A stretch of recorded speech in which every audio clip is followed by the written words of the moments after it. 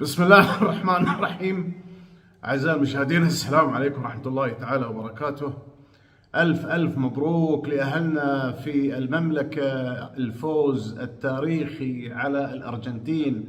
صراحة فعلا يعني أقول لكم أنا ما أتابع كورة، لكن أهلنا في السعودية يفرحون بهذا الفوز. لابد أن احنا نبارك لهم، لابد أن احنا نوقف معاهم، لابد أن احنا نرسل لهم التبريكات. فعلا يقول لكم اليوم أكبر تجمع يعني في تاريخ دول مجلس التعاون في دول الخليج، يعني لأول مرة مباراة 88 ألف متفرج إخواني الكرام اجتمعوا لمشاهدة مباراة المملكة مع الأرجنتين. طبعا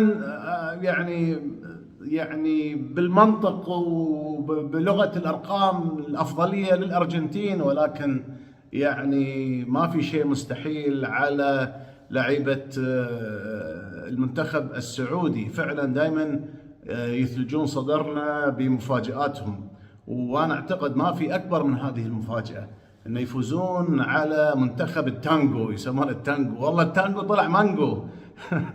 عموما اخواني الكرام، انا تفاجأت ان ميسي متصل فيني من شوي، يقول لي عبد العزيز سوق الخضره وين عندكم في قطر؟ اقول له ايش في عسى ما شر يا ميسي؟ قال والله انا قررت الليله اروح ابيع بصل. قلت له اي والله ابارك لك، روح بيع بصل يبا وخل عنك الكوره واعتزل خلاص.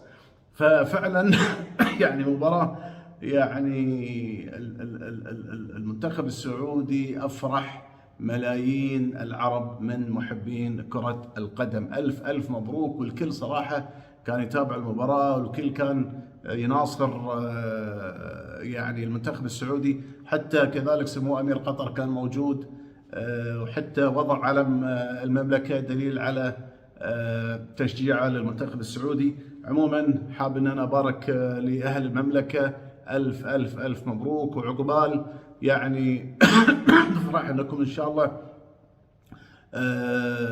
تتخطون الدور الثاني، ونشوفكم أيضا في الأدوار المتقدمة الأخرى عقبال الكاس. ليش لا؟ ليش الواحد يقول لا؟ بالعكس، كل شيء ممكن مع الإصرار والعزيمة. وأرجوكم، أنا أدري دائما في بعض الناس يقول لك والله عبد العزيز كورة وش تبي في هالمواضيع. أنا قلت لكم دائما أي إنسان مسلم يفرح لابد أن أنا أفرح معه، لابد أني أنا أبارك له.